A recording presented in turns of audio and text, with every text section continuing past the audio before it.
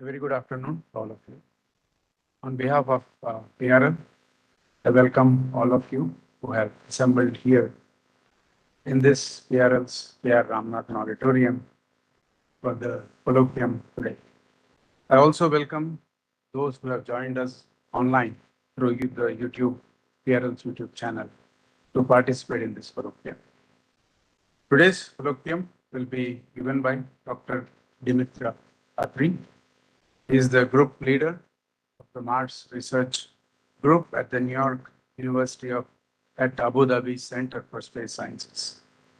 He will be speaking on a very exciting topic, exploring Mars with hope. On behalf of PRL, I would like to thank Dr. Atri for kindly accepting our invitation and agreeing to deliver this colloquium. To formally introduce the speaker to the audience, I will invite my colleague, Professor Balamurugan Sivaraman. Bala, please.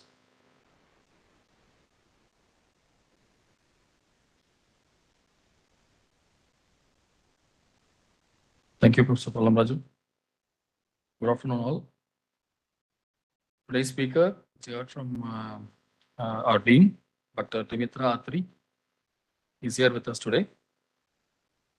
Dr. Dimitra is the group leader of Mars Research Group at New York University Center for Space Science. He's the principal investigator of the Aspire Award for Research Excellence Grant for conducting research with the UAE's Hope mission to Mars. Using data from various space missions, his group is investigating how Mars lost most of its atmosphere and water, and the possibility of finding extinct or extant life on the planet are some of the research that he is carrying out right now. In addition, he is using data from the UAE, the Emirates Mars mission, and NASA's Maven mission to answer the former and upcoming Curiosity and Perseverance rover data. They are like combining all this data to get us the story of what happened to Mars in the past. He's also a member of the UAE Space Agency's upcoming asteroid belt mission. He just told us that they are going to fly by 6 asteroids. The 7th one they are going to land.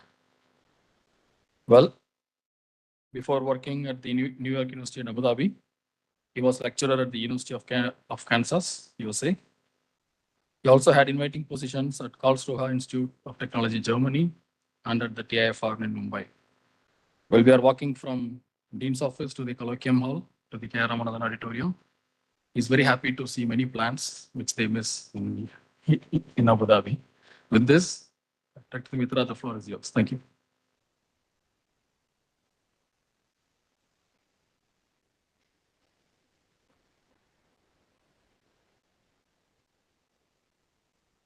I hope you can hear me.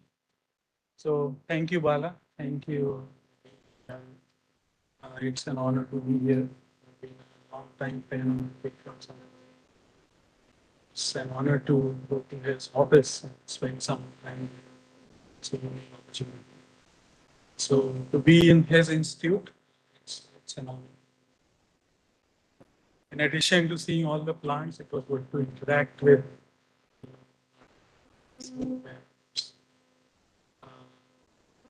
So let me start in the slides, please.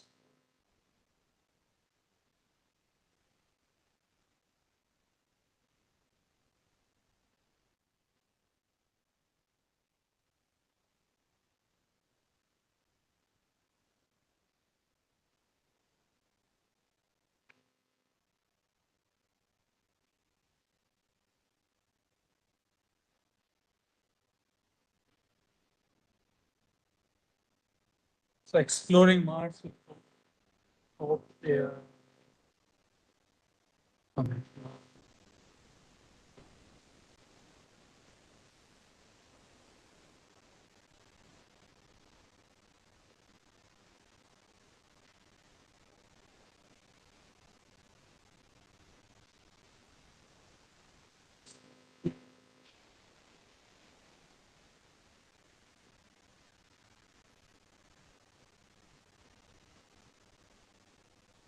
NYU Abu Dhabi, if you're wondering between New York and Abu Dhabi, NYU, in addition to having campus in New York, it has campuses in Abu Dhabi and Shanghai. So we are in Abu Dhabi, supporting the institution, research, we have a space program. And so we are a part of it. Uh, the interesting thing is in the last launch window missions to Mars, there were three missions. UAE's Hope Probe, US is Mars 2020 Perseverance, and then China's TN1. And the coincidence is that NYU has campuses in all three. So let me start by giving you a quick history of Mars exploration. So the first attempt was by the Soviets.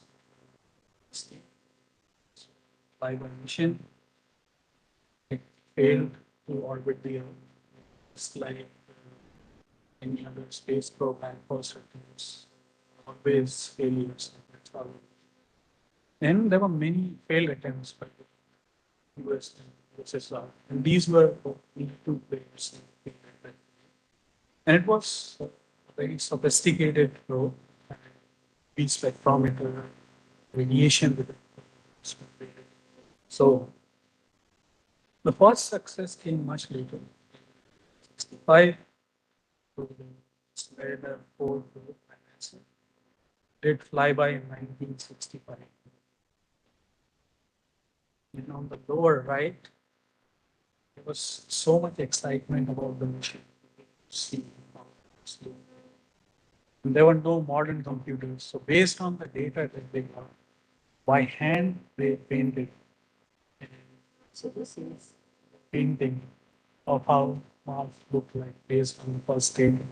And then obviously people made a lot of fun about this because it's just so much money.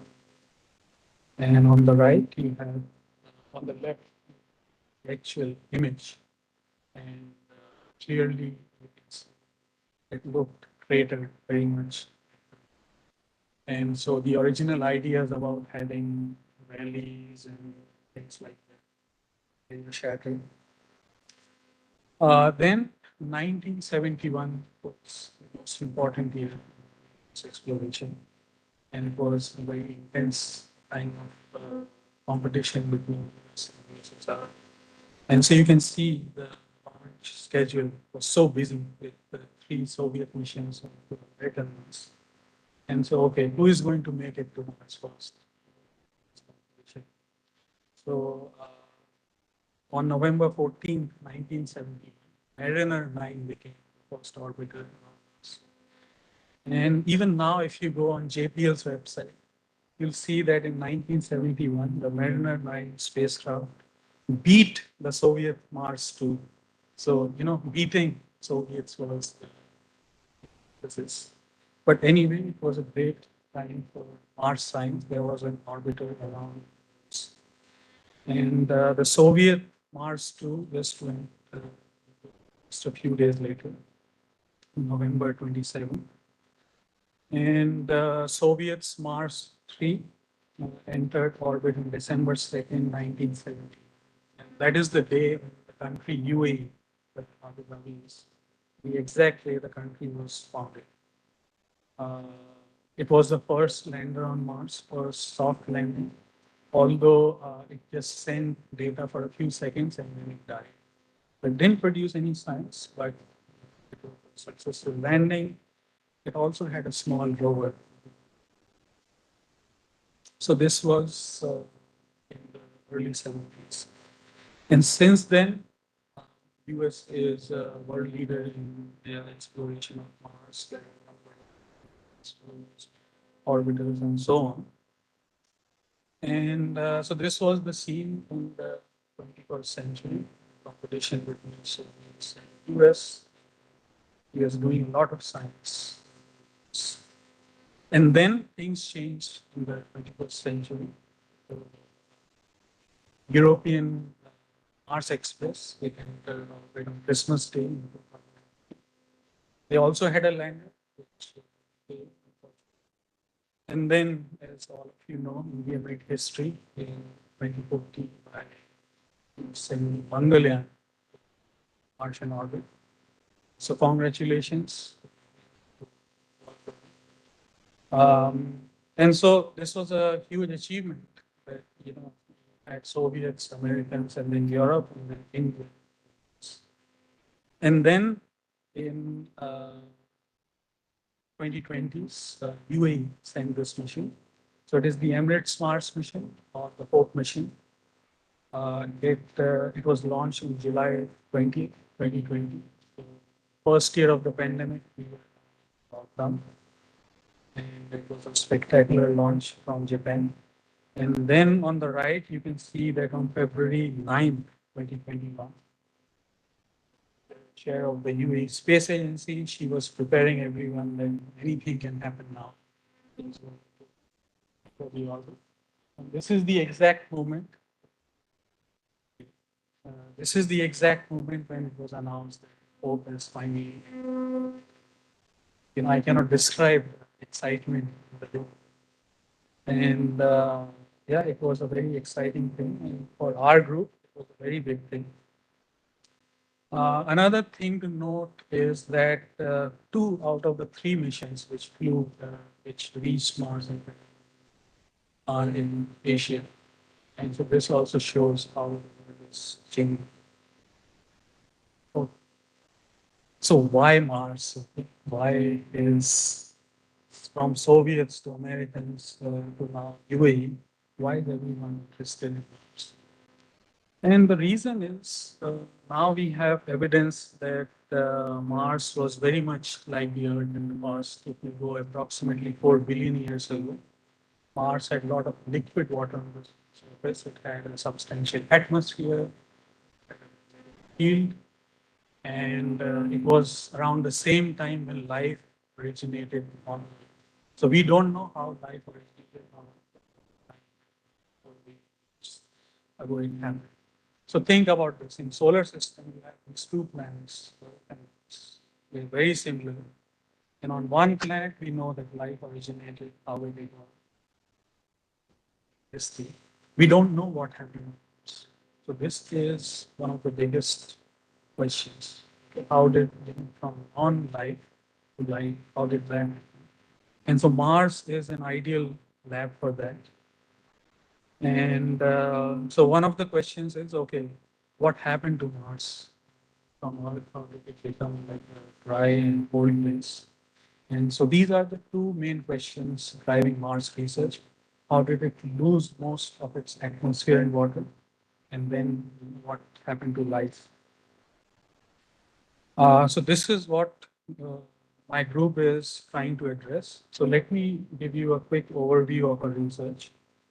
And so one of the main drivers of Martian climate change is that its atmosphere eroded over a period of time, mostly because of solar activity.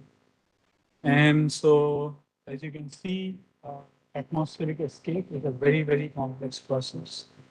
Any physical process is going on. There are thermal processes because of heat and have erosion of the atmosphere, or because of non-thermal processes because of UV radiation, energetic charged particles, upper atmosphere can erode over a period of time. And so this is what we're trying to explore. NASA has a mission called MAVEN. It has been a decade, and it has instruments which used to study all these things.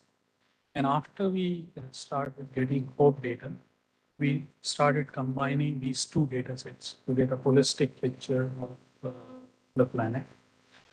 And I will tell you, I'll give you some more details about how we do that later. But these are two complementary missions. MAVEN has instruments to measure charged particles very precisely. Charged particles both coming from the sun, charged particles in the atmosphere. And HOPE measures neutral particles. MAVEN goes really, really close to Mars, 50, 200, 300 kilometers kilometers and so on. Hope, on the other hand, is from 20 to 40,000 kilometers. So it gives you a full picture.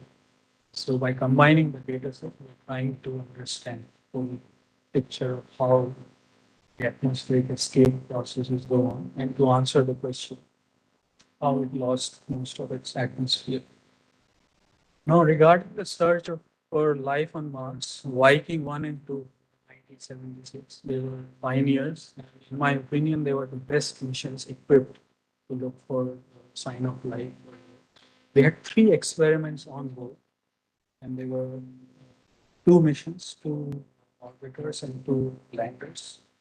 And they had these experiments to analyze sample and look for signs of life, and they didn't find any.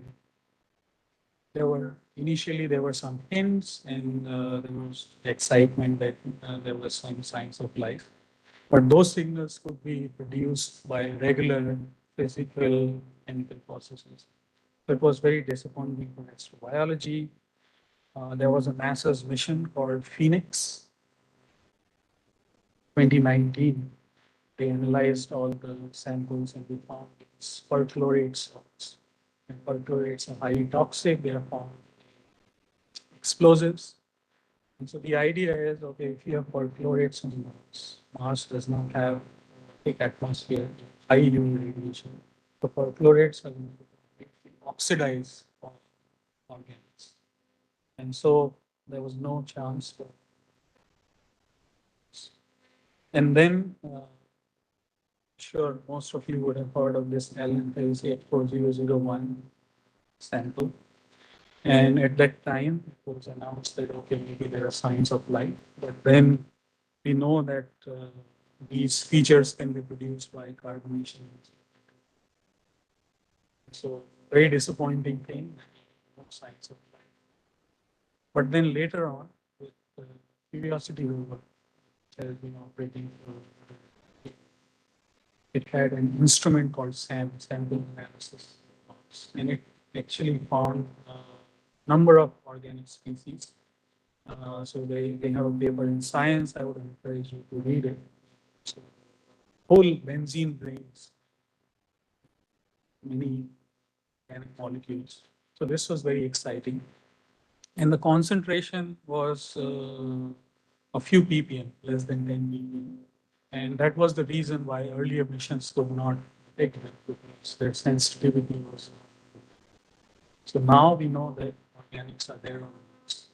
But the question is, okay, in such harsh conditions with high UV, with such low temperature, charged particles on the surface, how do these organisms survive there? So this is the biggest question. And then, how are they formed? Are they related to life? Are they delivered from elsewhere? Are they produced through some natural geological chemical processes? We don't know. And even if they're produced by these natural processes, can these building blocks, many of these organics form the building blocks of life as we know it, can these contribute to some kind of life? More recently, the Perseverance rover, it also had instruments for organics, and there is a paper published just 2 weeks ago on organics on Mars. And so we make good use of this data from these rovers, and we are trying to simulate Martian conditions in the lab. And so what we do is we have a simulant of Martian soil with us, we have organics, we have perchlorates, we have different types of minerals. So we create those conditions in the lab, and we want to study the interplay between all these factors to see how do organics behave. Studying the organic chemistry on Mars.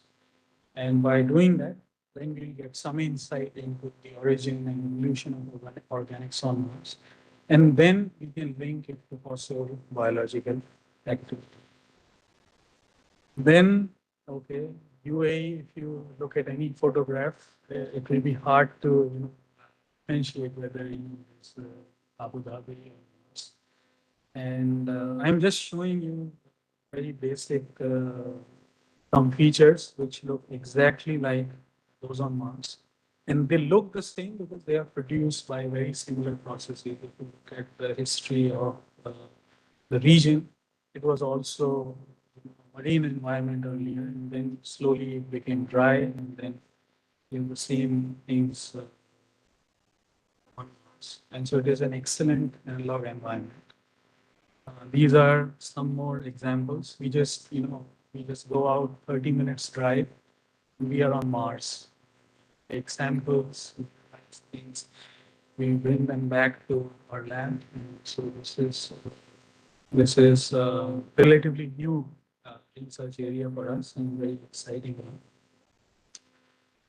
Another area is habitability in space. So I'm interested in planetary habitability. I won't go too much into it now.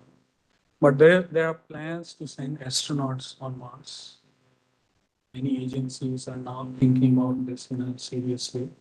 US now has a Moon to Mars program. So now they are seriously training astronauts for these missions. So what will be the impact of radiation of galactic cosmic rays? Because these will be long duration missions. And so we don't know because on the space station, we are still protected by the Earth's magnetic field. So we use a model called Geont4. It is developed by CERN to simulate particle collisions. We have modified it to simulate the interaction of energetic charged particles with the human body. And we can calculate radiation dose deposited in different organs of the human body. Then we can compare it with medical literature, and then we see what kind of impact it will have. And again, we use Curiosity rover data. It has an instrument called RAD, Radiation Assessment Detector, which always measures radiation. We have measured radiation levels at all on locations on Mars and so on. So this is just an overview of what we do. So let me start with HOPE.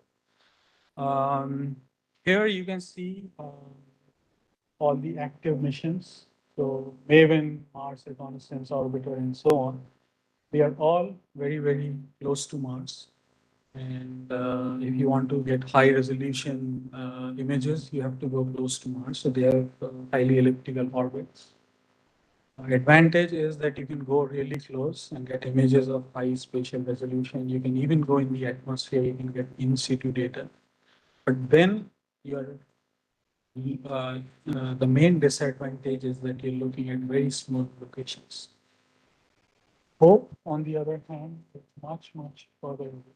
You can see the orbits of Phobos and Deimos. They are the two moons of Mars. And so it's a different way of. So this was missing. And so Hope is trying to fill this gap. It has a period of 2.25 sols. So one sol is one Mars day, which is slightly longer than Earth day. And so every 4 orbits, you have 9 sols, and it needs a full, complete picture of Mars in every 4 orbits. So this is very exciting. It has 3 instruments. EMIRS is an infrared spectrometer, then EMUS is a UV imaging spectrometer, and then EXI is a nice camera to do beautiful photographs. These are the things which these instruments can measure. So we go to the surface temperature, we can look at ice and CO2 clouds, ozone, water vapor, atmospheric temperature, dust. Then in the thermosphere, it can look at neutral species such as oxygen and carbon monoxide.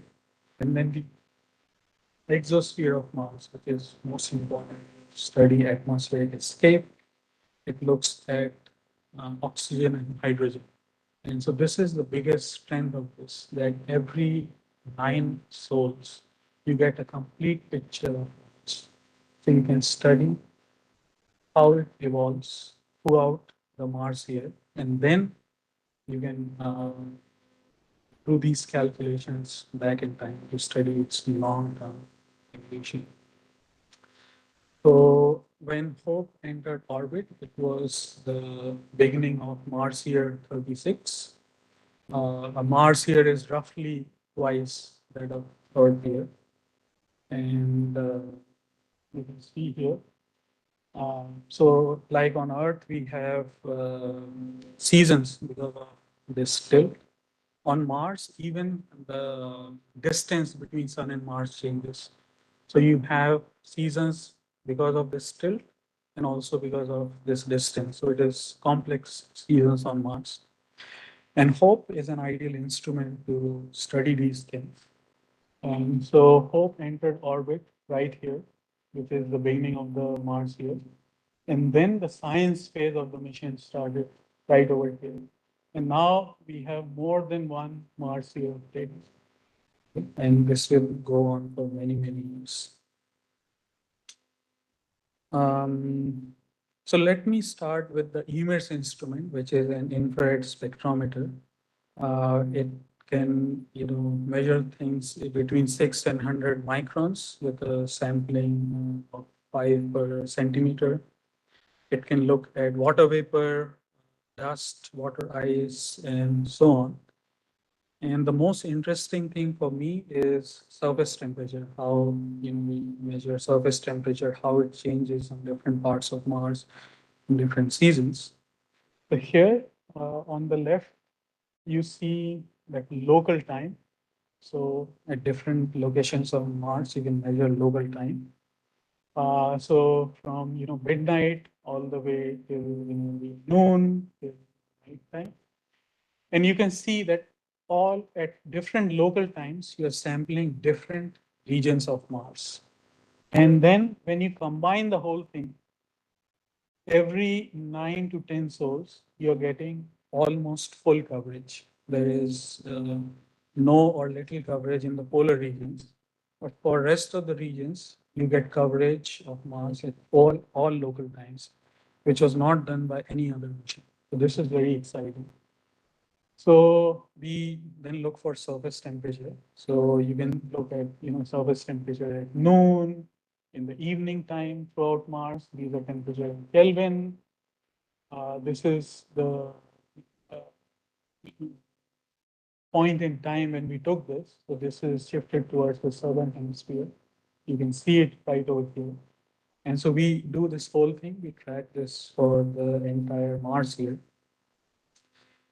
We can also look at ice. Mars has water. The temperature is extremely low. The pressure is extremely low. So you cannot have liquid water on the surface. It is only ice or as water vapor. So we study both. So you can, this shows you an example. At this point, you can see ice in some highly elevated places. Even in this one, we don't have data for the polar regions, but you can see here some ice over here. Then when it comes much closer to the sun here, then you see that ice disappears. So these are the kind of things that we can do with hope. So we started off with creating these maps of surface temperature of Mars at different local times. So this is latitude versus longitude, and this is the local time between 2 and 5 a.m., 5 to 8 a.m., 8 to 11 a.m., and so on. So we have these full global maps at all local times for the very first time. Now the thing is, there are two rovers, NASA's rovers on Mars. They are also measuring temperature on the surface. So now the thing is, why don't we compare what we see with HOPE with what we get from rovers? So these are the locations. So this is latitude, longitude on Mars. This is HOPE data. These are the locations of Perseverance and Curiosity rovers. So let us see if we can compare them. And this is the REMS instrument on Curiosity. This is from the MEDA instrument of Perseverance. These red dots are data from HOPE, and the other curve is actual data from these rovers. Okay, so the HOPE is looking at an area which is pixel size between 100 to 300 kilometers per pixel. So we have very poor spatial resolution. So I, yeah, I'm going to show you that. And if you see here, we then do this comparison. So we have data from emits, which is the red. Then curiosity is the other color. And black one is the model MCD, that is the Mars Climate Database. It is now called Mars PCN, very well used climate model.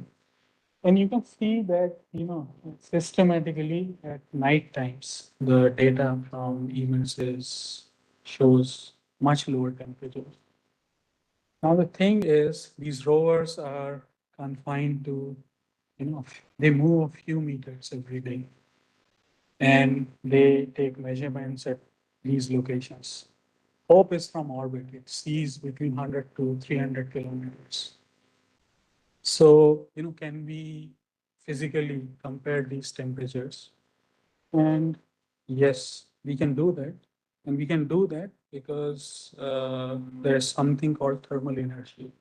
So when you heat a substance, it stores heat. And then during daytime, okay, because of sun, it stores heat. And at nighttime, it loses heat. And so things such as sand, so if you go to the desert, you can see that it heats up and cools down really quickly. And so the thermal inertia is extremely low. And there are places such as big rocks, big boulders, thermal inertia is extremely high. And so you can see just by measuring this diurnal variation, you can figure out the composition of the substance, the composition. And so something with low thermal inertia, you can see the curve is much smaller and the peaks are higher. And then things with higher thermal inertia becomes flat and white. So it depends on what type of material is there on the surface. And these rovers have been chosen to study certain kinds of rocks. And so thermal inertia there is high. And then when you see the same location from the orbit, you see mostly sand where thermal inertia is low. And so we wanted to test this. And so we used a model called KRC. This is also a widely used model to model thermal inertia. And these are the different thermal inertia values that we have. And there is another mission called THEMIS, which has very high spatial resolution measurements of thermal inertia. These rovers can also calculate thermal inertia. So then we can compare easily, whether this hypothesis holds. And we have shown this, that we can model this thermal inertia and we can then compare these two temperatures. So now we have a method where we can use this data, which we see from 20 to 40,000 kilometers of 100 to 300 kilometer per pixel. We can predict surface temperature of even smaller places because we have this thermal inertia data. And by studying these diurnal temperature variations, we can ourselves obtain thermal inertia of different places on Mars.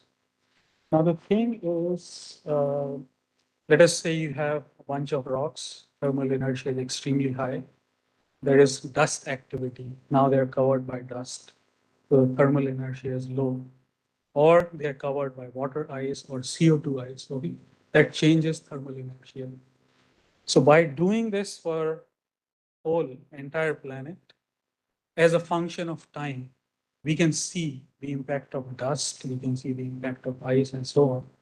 And that's what we are trying to do now. How to find dust, how to find ice on the surface of Mars by utilizing this method. And then we are also making very high resolution temperature maps based on this data. Now, thermal inertia also depends on subsurface ice below the surface of Mars. And then we have modeled that seasonal changes in surface temperature, they depend on what is the water table below the surface of Mars. And so we are doing this for the whole planet. So we'll have depth water table distribution below the surface of Mars. And then we can compare it with other missions, measuring subsurface ice using radar and so on. We also compared EMIR's data with this model Mars PCM, and we found some systematic effects. So anyway, as I told you, we don't have data of polar regions, but you can see that systematically you have in some months, EMIR's data is higher than compared to the model. And this is, an average data over, large statistics. So there is something significant going on. And so now we are trying to figure out, what's going on. How can we improve these models based on these global data sets? This is another example where you can see surface temperature difference. And in some cases, you can clearly see there's a huge difference between what is being predicted by models and what we have observed. So this is also very exciting. So we have made many plots like this. This is a plot of latitude versus emission angle. And you can see how the model and data compares. And so this is a good way to identify, what is a good agreement. What are the good places on Mars where, the climate model holds? And what are the limitations of the mission itself? And so we use all these kinds of plots to discard data. Another thing that we do with EMIRS is to search for trace gases, search for biosignatures. And methane has been very exciting since methane was reported about 25 years ago. The numbers vary. So you can see this table was compiled by Knudsen 2021. The value of methane varies anywhere between 5 to 100 parts per billion by volume by earlier missions. And methane is very exciting because it is a biosignature gas. It can also be produced by geological processes and so on. But its presence it attracts a lot of attention. And it can also be produced by possible microbes on Mars. And so there are many missions that have reported the presence of methane. The two recent missions, one is the ExoMars Trace Gas Orbiter. Its instrument has not seen any methane, and it has a highly sensitive spectrometer, and it can go even to parts per trillion per volume. I'm not talking about parts per billion. And so they don't see any methane. Okay. Curiosity rover has an instrument which can measure methane. It just ingests air, and then it can look for methane. It reported about 5 parts per billion ppb level of methane. And then there was a controversy that, okay, Curiosity is seeing methane, ExoMars is not seeing it. So then they carefully reanalyzed all the data, did new experiments. So now they report values below 1 ppb, but still they're claiming that they see 1 ppb. So now you have this, you have a mission which is on the surface of Mars, which is directly ingesting gas. It is showing some value of methane. When you have this highly sensitive spectrometer, it is not seeing any methane, even up to parts per trillion level. So what's going on? Now, one of the downsides of the ExoMars mission is that it is only sensitive to height of about 6 kilometers. So it is not sensitive to what is going on close to the surface of Mars. And people have reported varying levels of methane. Okay. So how is methane varying so rapidly on Mars? It means that there is something there that can absorb methane on a small time scale. Because methane, once it is produced, it should stay in the atmosphere of Mars for 340 years, so more than 3 centuries. And then it will be depleted because of UV radiation. Okay. Now it is appearing and then it disappears. So maybe there is some mechanism going on near the surface that we do not understand. So we thought, okay, we should also look for this because we have a global view. Maybe we'll see something. And so we, with the EMIRS instrument, we looked for methane, and then it was extremely difficult because to detect something with parts per billion level, you have to really understand instrument noise and so on. So we spent more than 1 year to analyze this data. We also analyzed data from NASA's MGS test instrument. Yeah, yeah, yeah. And so this is the average spectrum that you see. And this obviously is the CO2 line. Martian atmosphere is mostly CO2. And you should see a dip. So methane should be a green line. You should see a dip here. And then we also look for phosphine. Phosphine should have a dip here. As you know, there are claims of detection of phosphine, which is a biosignature gas on Venus. So we wanted to see that. And so we don't see anything, and we have a sensitivity of about 4 ppb. And so we cannot go to parts per trillion per volume, but we can discard very confidently all the data about 4 ppb, all those machines. And so now this is a work in progress. We are going to publish this very soon. We are looking for more biosignature gases with this instrument and also with tests. Then I was going to show you this animation that Mars has 2 moons, Phobos and Deimos. And as you saw from the orbit, that Hope's orbit is very close to Deimos. And so Deimos went, so the Hope probe went close to 100 meters. And from 100 meters, it took data of Deimos, which looks something like this. So you can see Mars in the background, Deimos is here. This work is done by another group led by Chris Edwards, and they have not published these results yet, so I won't talk much about it. But there was always a puzzle that, it is such a small moon. Moon, it is about 12 to 15 kilometers across. And there was this question that whether it was a part of Mars earlier, or maybe it is an asteroid captured from the asteroid belt, what is the origin of this?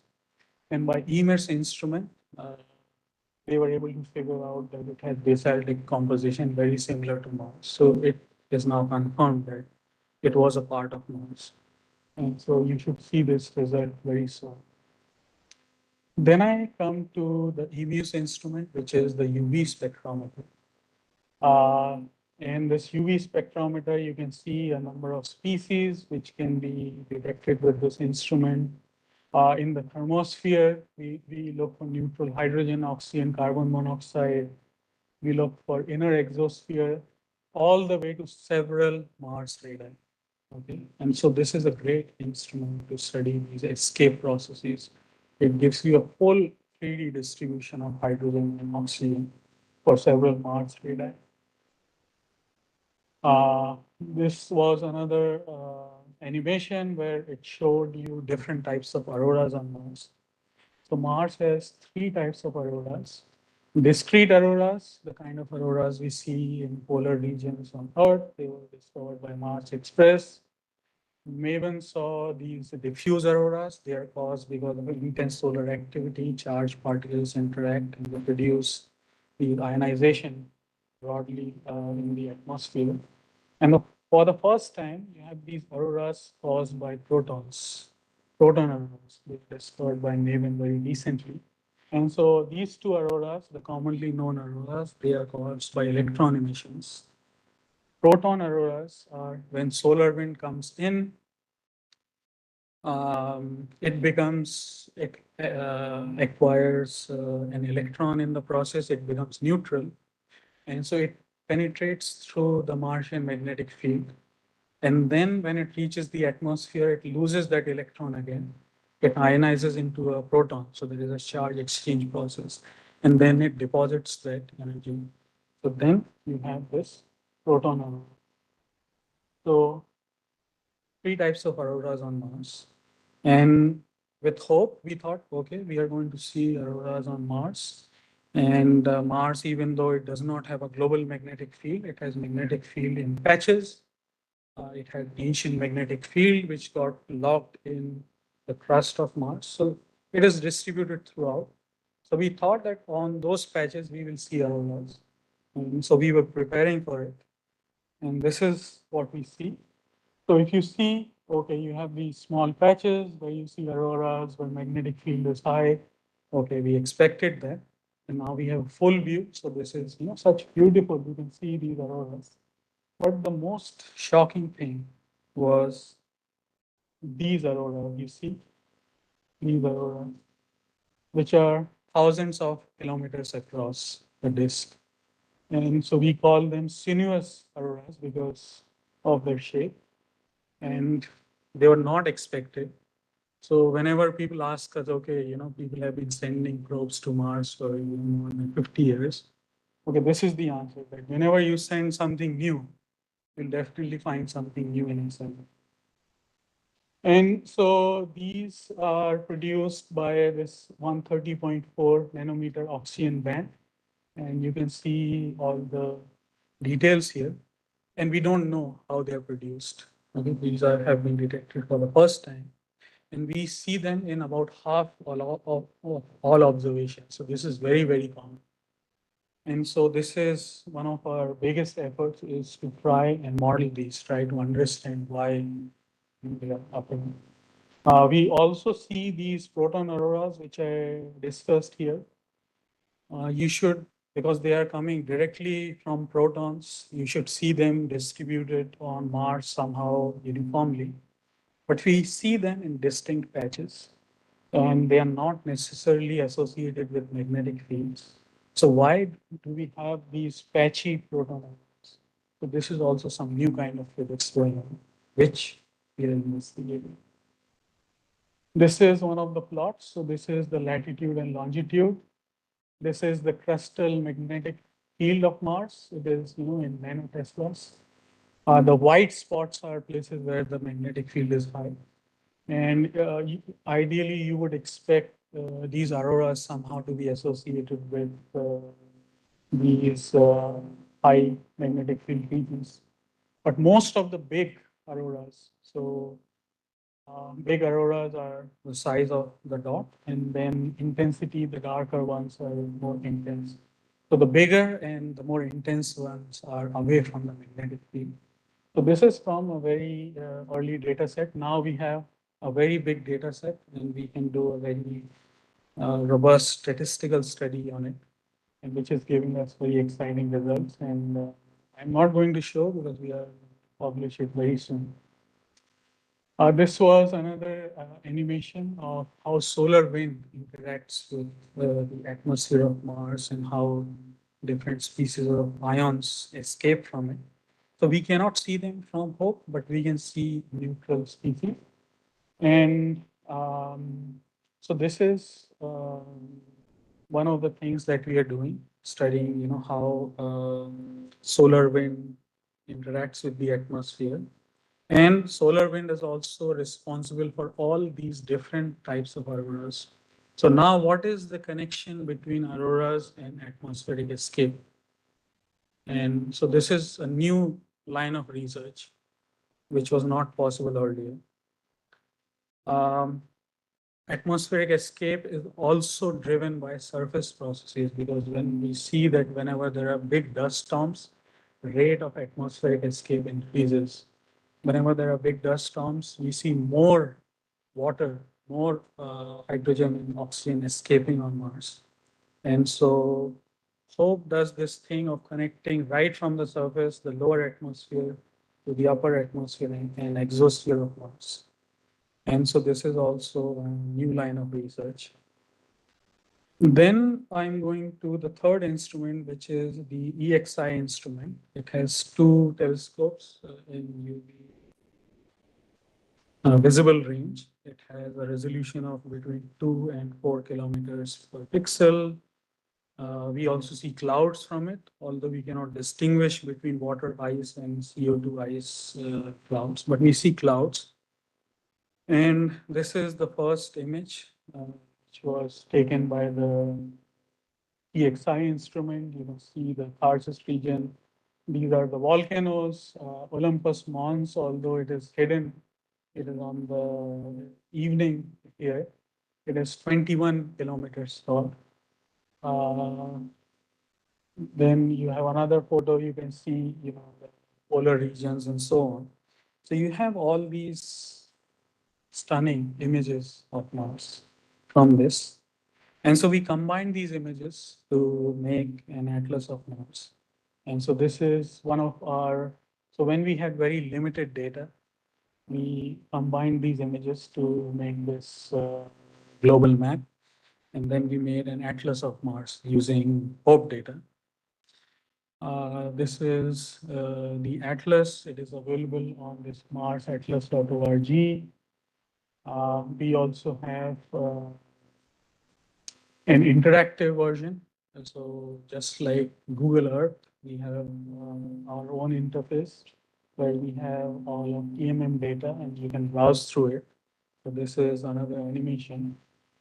So now the thing is, now we have so much data. Now we have more than one full Marsia data. Can we combine them to make a good global image of Mars? And so this was one of our earlier attempts that, we take these images and you see the disk, but, it just forms, a part of Mars. So how do you combine them in a seamless way?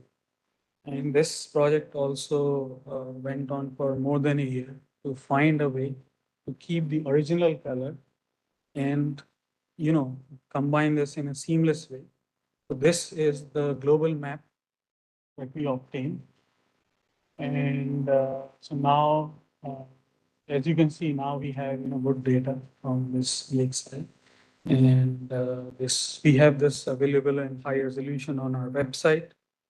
And we are also making a new atlas based on these images.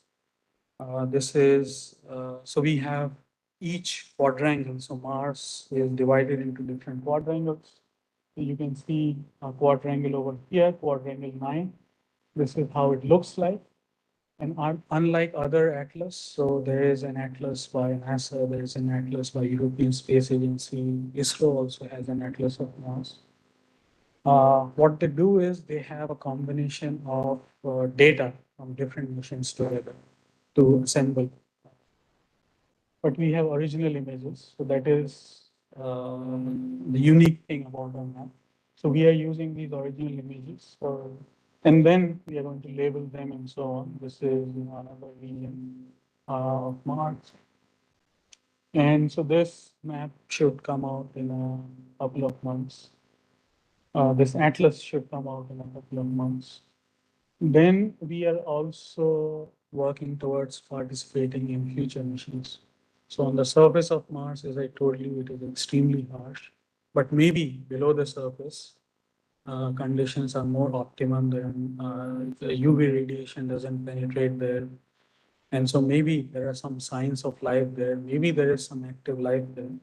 So this ExoMars mission, which is going to fly in 28, it has a drill which can go 2 meters deep, and then it is going to look for signals. So this is a very new type of science which is going to come. And then NASA is also this Mars Life Explorer, which is probably going to go in the mid 2030s somehow. Then there are plans to bring back samples. So ESA NASA has a mission called MSR, Mars Sample Open. So they will get the samples back so that we can analyze them here. China has also announced a mission which is going to return samples 2 years before this. So this is a new kind of competition that we will see. And then there are plans to send crewed missions to Mars in the 2030s and 2040s. So in summary, we are trying to address two big questions. One is that how did Mars lose most of its atmosphere and water? And is or was Mars habitable? That is the whole entire goal of our group. And then we utilize data from these missions, mainly from HOPE, Maven, Curiosity, and Perseverance. We do data analysis, we do experimentation, we have also started doing some field work. Plus, we do simulations on astronauts and so on. And so we are trying to address these questions. We are trying to study how solar wind interacts with the Martian exosphere, thermosphere, and crustal fields. This is very complicated physics, but we want to understand this, to understand Mars, its escape, auroras, and so on. Then we are interested in thermal inertia because it tells you the exact composition of the surface and subsurface of Mars. So you want to make these global maps and study what's going on the surface and below that. Then, ice is important for obvious reasons. We don't do much of dust, but dust is certainly of importance. But we will calculate the amount of dust on the surface using this data. We have data of all local times, so we can study different parameters on diurnal scale. And so what can we learn from these diurnal cycles about Mars? Plus we have data for one full Mars year, so we can study all regions of Mars, how they evolved throughout the Martian year, and now for several Mars years, hopefully. And can we utilize this real data to improve global climate models? That is the new thing. So hopefully we'll learn some new things about Mars from this. And then obviously studying organics on Mars to directly study the possibility of life and looking for biosignatures from orbit. And we have a new center which has been recently approved, which is the Center for Astrophysics and Space Science. So we are going to have more funding to do these kinds of activities now. And so I would like to thank you all. Thanks to Bala for organizing this. Thanks to our dean for this opportunity.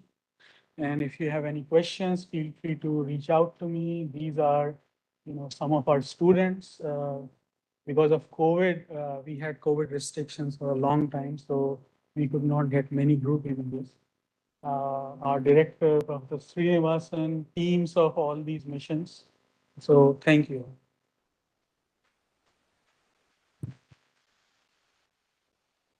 Thank you, Dimitra. Now we have this we find that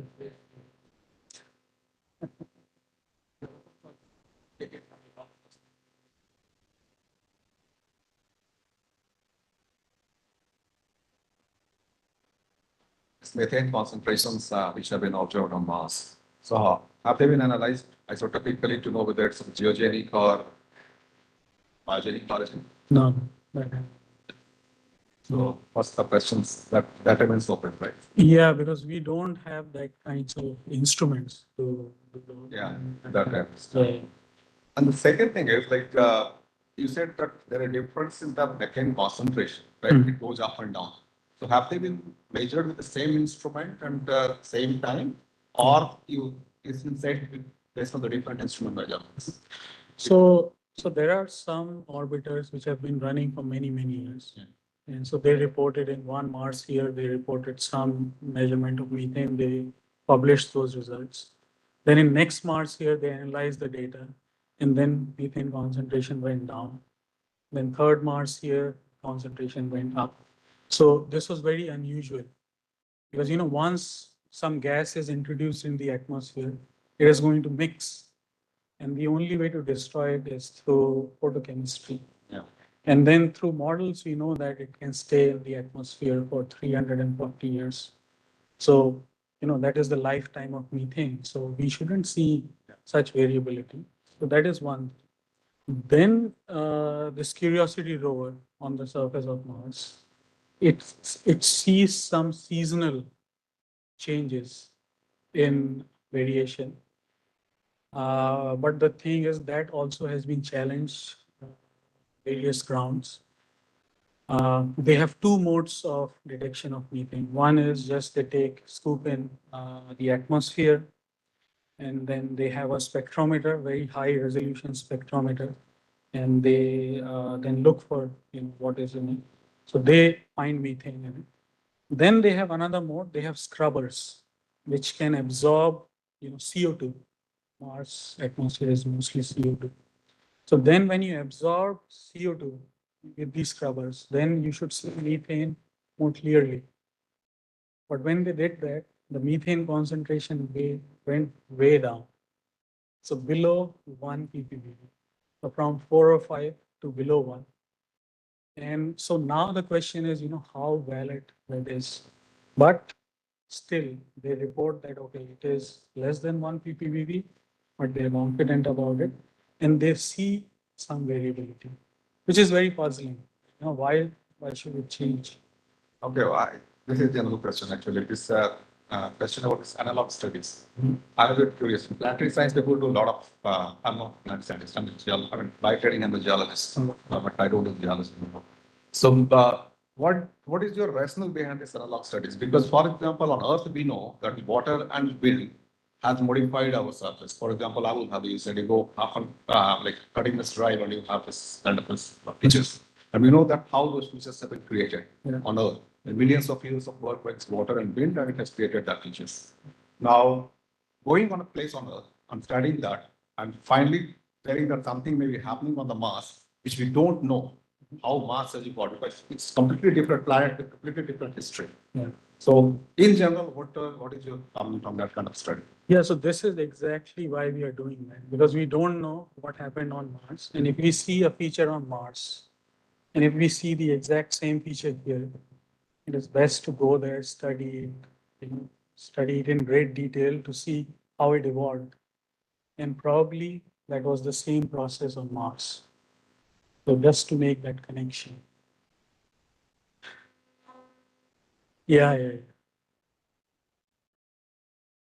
Okay. Yeah, I mean, it is not an exact analog, right? It is here on Earth and, it's at different conditions, but within some limitations, we can get a broad idea of, what happened, because let us say there are these concretions, they are like flower type shapes, which we saw on Mars and people were, okay, what is it?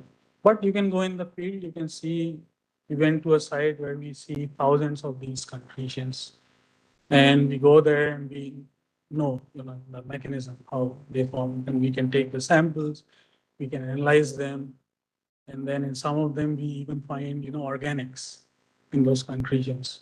So maybe, these concretions are good for storing organics. Then we can go to the rover, let us take a sample of these concretions, look at these instruments. Do you find organics there? Those kind of studies. You said that big auroras are found in the weak magnetic field, not in the intrinsic region. Why is that? Because the aurora needs the magnetic field. Exactly. This is the biggest mystery, right? You should have a magnetic field to trap those charged particles. And this is what we expected. But the data shows us that in case of sinuous auroras, you're finding them away from regions of strong magnetic field. And so it is a puzzle. We don't understand it at all. Well, it is okay. Yeah, exactly. So maybe this is a formation of aurora. People are reporting on the it's a question. Well, that is All also published paper, no. which I have my review paper. No. So those auroras exist. So what I was reporting was these sinuous auroras. So other types of auroras, if you look at discrete auroras, if you look at diffuse auroras, you'll find them concentrated near magnetic field. But in case of sinuous auroras, we don't know the mechanism. We see them with UV spectrometer, and we see them away from the magnetic field. And so we don't know why these are happening, but sinuous auroras are happening away from the magnetic field. Next question, sir. Very short. The hope is the axis altitude is 20,000. So from the 20,000 kilometers, whatever the data we are getting. So what is the uncertainty? Yeah, it depends on what type of thing you're measuring. Different data products have different levels of uncertainty. And so people have done a lot of statistical analysis of this data.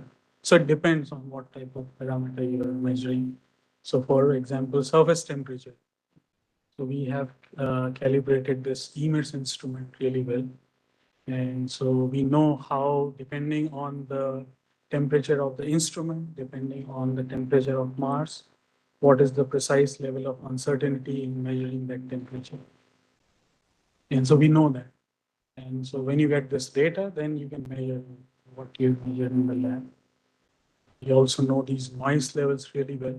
Because if I remember, uncertainty or percentage error is not mentioned very clearly in the recent publication. Yeah, but it is in the main space science review paper where the instrument is described. So all the results and uncertainties and all those things are there. Okay, the last very short. This moon, uh, Demos. it's a very close orbit. How many days? It's a 4 days passing close orbit. 6 days your spacecraft moon. Because why I'm asking, because in the case of Earth, the moon, from the tail of the Earth, around 6 days are in Mhm. pass. And at that time, we can get some very good data and different data from the tail and from the Mhm. that sense, whatever the closest passing, the spacecraft should look at temperature of that moon only, Mhm. not the surface of the Mars. Yeah, so there were many flybys. So Hope's original orbit was not customized for studying Deimos. During the main science phase of the mission, it just studied Mars. But then the orbit was modified so that you can have these flybys with Deimos. And so there were multiple flybys. And I think there were about a dozen the last Mars year. And there are more flybys planned So this year. when we will see the demos, at that time we will not see the surface of Mars. No, no, you see, as you saw in that image, right? You see Deimos and then you saw Mars in the background. Okay, thank you.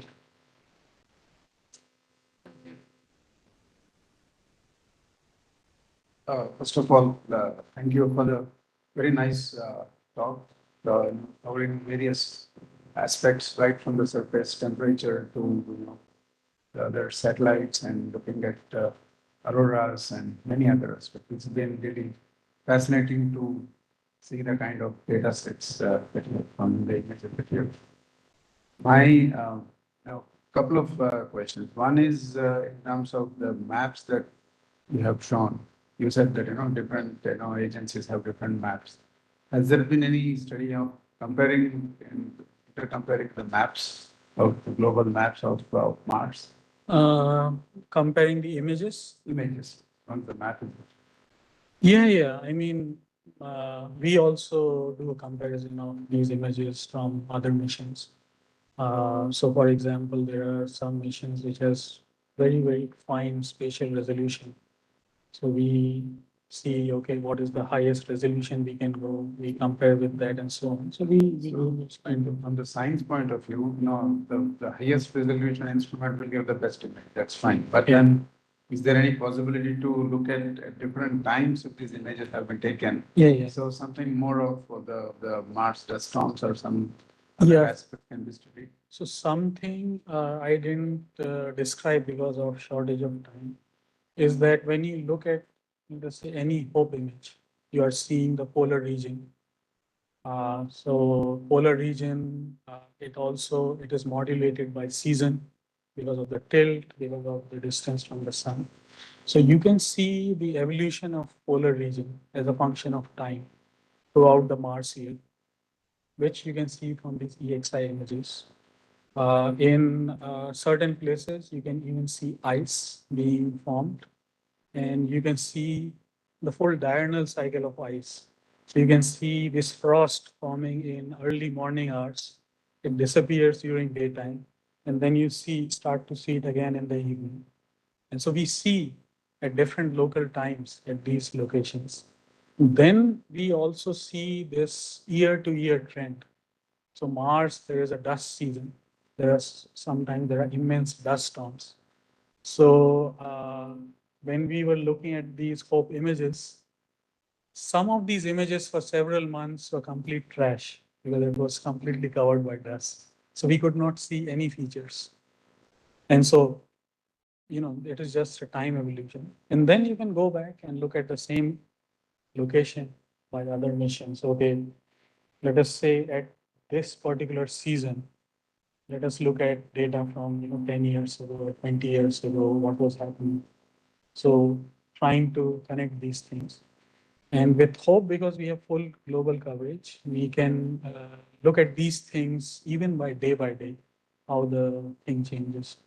So yeah, we are doing it. And the other thing, one last thing which you didn't talk about here, but we were discussing in my office. Can you tell something to the audience on the next future plans that you have in terms of, going to different, asteroids? Okay. So UAE has a new mission, so we are part of it. It is called the Emirates mission to the asteroid belt, EAB. It is going to launch in 2028. It is first going to go to Venus it is going to get a kick from Venus, then it is going to come back to the Earth, get another gravitational assist. Then it will head to the asteroid belt. It is going to do a flyby of 6 asteroids and land on the 7th one by 2032. And so this is the plan. And this will be the first time where probe has landed on a main belt asteroid. So it's a new thing. We'll have new data of all these 7 asteroids. So this is a big thing. UAE also has a small rover. So last year or maybe earlier this year, I always get confused with these things. So UAE collaborated with Japan. There's a private company called iSpace, and they attempted a landing and it crash landed, unfortunately. The next mission will be in collaboration with China, with the Chang'e 7 mission. So that will deliver the UAE's payload to the lunar surface. Then UAE has an active astronaut program. So there is an astronaut right now and in the space station for 6 months. So he has already completed 5 months. And there are many missions. And UAE has a long-term strategy for the Mars exploration. So hopefully, next few years we'll hear about maybe surface mission to, to Mars. So, I think, so nice talk. Thanks for sharing a little. So, I wanted to say in the same line what Dimitra asked. We can compare this scope. Mhm. We already know from Viking to Mars global survey, two areas where the Earth is. Now we know the now we can take 4 billion. We can this timeline, like 50 years timeline, how areas that Exactly. we get to know whether the drivers that we change to the parts Yeah. climate variability. Yeah. And then I was curious to understand that you showed that there is a scientific picture and we to tell about the presence of water. You mean water?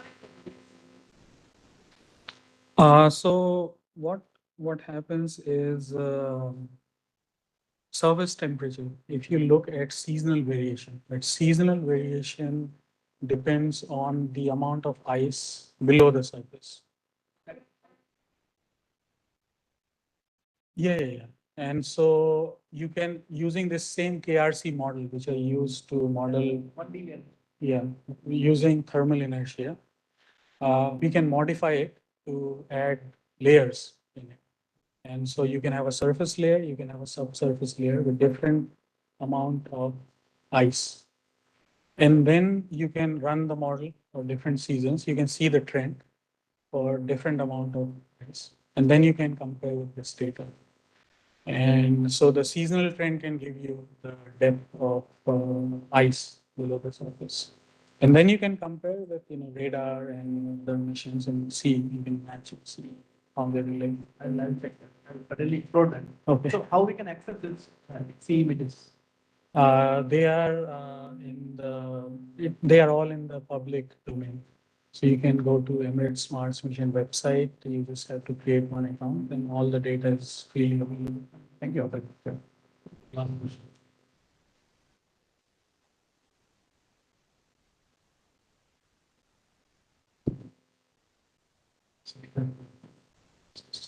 So that.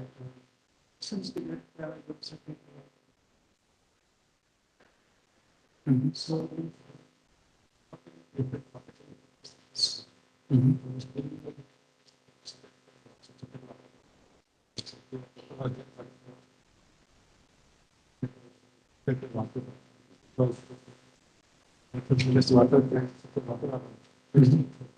So how? So this is not a direct detection. So what happens is when you run this numerical model of how surface temperature changes over a function of time, and you run this model for different whole season, March season, you can see a trend. And subsurface ice, when you have hotter months, they will absorb more water. And so the surface temperature you will see will be lower than what you would expect. And then in winter months, in colder months, the surface temperatures would be slightly higher than what you would expect, because then ice would release that heat. And so that effect can be modeled precisely using these numerical models. So this is an indirect way of estimating how much ice is present below the surface. It's just a model, right? Okay, thank you. Before we conclude, because this talk is live on YouTube, we take one question from the YouTube from Sydney. Hospital. Can Martian magnetic field collective cosmic rays effectively? Do patchy magnetic fields produce any local mini? Yeah, they do. So galactic cosmic rays are charged particles of few GeVs to going all the way to 10 to the 21 electron volts. And these magnetic fields are extremely weak in Teslas. So there is no way to shield galactic cosmic rays. They can shield solar wind particles. So solar wind KeV scale, they can shield those. The second question was auroras, mini auroras. Obviously, those discrete auroras have been observed by other missions, and they are mostly localized places where the magnetic field is. Okay, thank you. So with this, we'll conclude the colloquium for the day. Before we all, so now I would like to request our team to hand over a memento to honor our guest.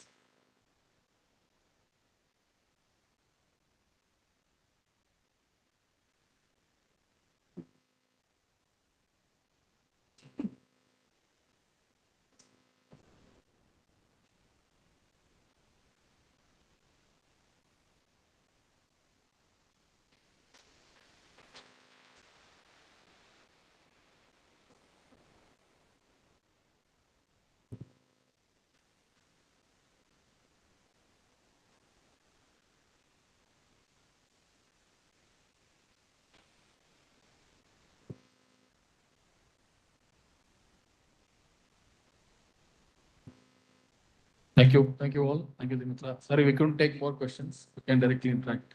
There are some more questions there.